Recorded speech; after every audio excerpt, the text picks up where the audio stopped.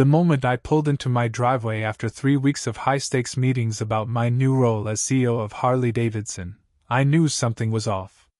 The sunset painted the sky crimson, but what caught my eye was a glaring yellow notice flapping on my garage door.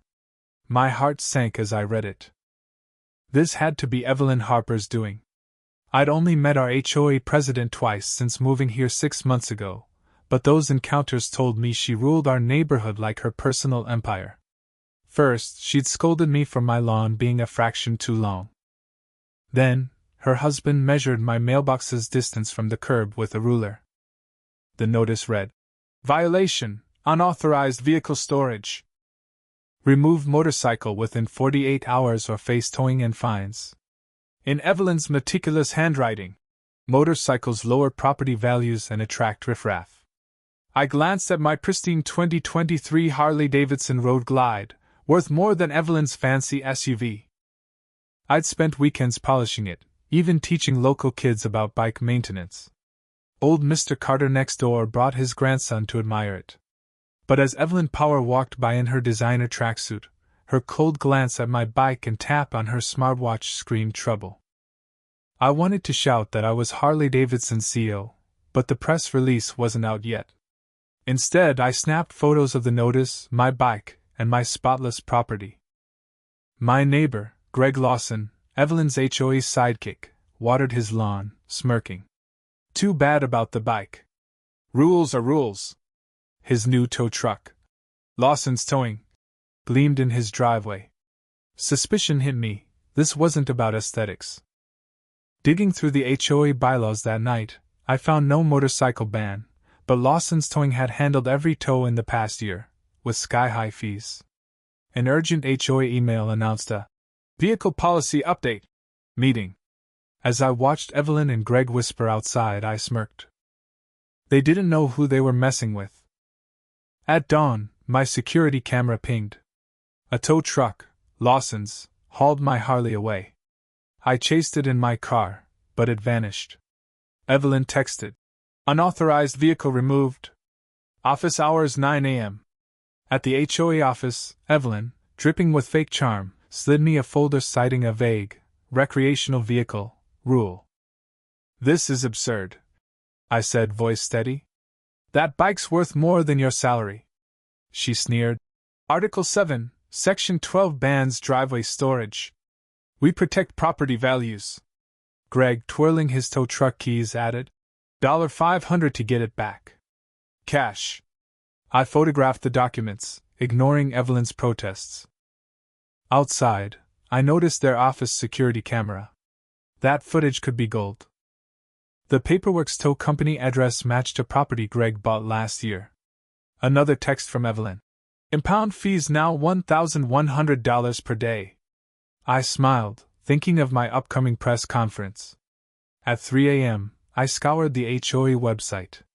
The motorcycle rule? Added 3 months ago, unapproved. Greg's towing company, registered 4 months ago, shared an address with Evelyn's real estate office. HOA records showed $47,000 paid to Lawson's Towing in 3 months. Insane for our small community. My friend Lisa at the county clerk's office uncovered more. Evelyn moved HOA funds to a bank where Greg was a board member. His wife owned the impound lot, charging triple the legal storage fees. At a cafe, I saw Evelyn and Greg laughing, waving a violation notice. Lisa found a community improvement fee matching Greg's inflated charges. A tow truck driven by Evelyn's college student son confirmed their family scam. I sent evidence to my Harley-Davidson legal team and rallied neighbors. The Wilsons lost a vintage Corvette. The Mendoz's Triumph vanished on vacation. Evelyn planned to auction my bike that weekend. I called Ray Torres, head of the State Motorcycle Rights Association. Within hours, biker clubs statewide pledged support. Evelyn's response? A $4,500 bill and a note. Pay in 24 hours or it's abandoned. The bank account? Linked to her husband's LLC. Property records showed Evelyn bought 3 homes cheap from towed-out families. At midnight, Kevin Carter, a courthouse clerk, handed me proof of dozens of illegal auctions. I emailed every HOA board member except Evelyn and Greg, attaching evidence. An anonymous text warned that the auction was moved to 9 a.m. As dawn broke, hundreds of motorcycles, cruisers, sport bikes, vintages, rolled in, led by the Veterans Motorcycle Club. Evelyn, in her bathrobe, dropped her hose as riders filled every legal parking spot. A news van arrived at Greg's towing lot. I handed Evelyn a cease and desist letter with photos of every illegal tow. "You can't do this!" she shrieked. Neighbors, led by Mrs. Carter with cookies, backed me up. "No bylaw bans community events," she said. Officer Lopez, a biker, waved, permits in hand. A forensic accountant arrived with subpoenaed HOA records.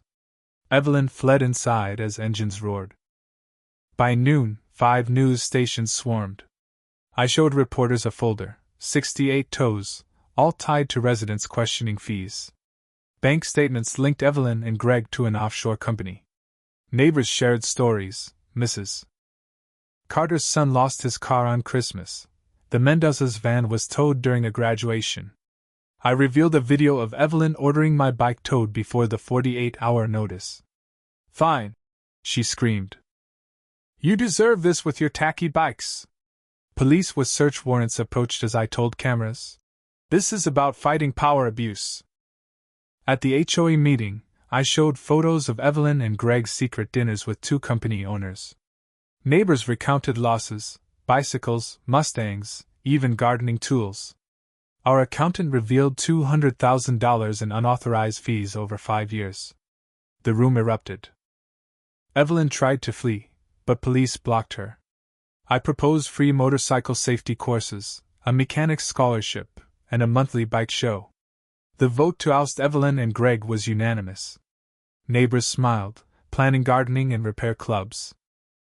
6 months later, our community thrived with workshops and bike shows. Evelyn, now in Florida, tried her scam in a retirement community. A retired judge, tipped off by our story, contacted us. Harley-Davidson launched a nationwide ride-free live fair fund to fight HOA abuse, with our neighborhood as the pilot. During our Unity ride, kids and grandparents paraded, and I taught at our youth workshop. A news network covered our movement. A tow truck, now Community First Towing, passed by. My Harley gleamed, a symbol of justice. What do you think? Was exposing Evelyn and Greg's scam worth the fight? Share your thoughts in the comments and tell us, where do you stand on standing up to corruption in your community? Hit that like button and subscribe for more stories of justice.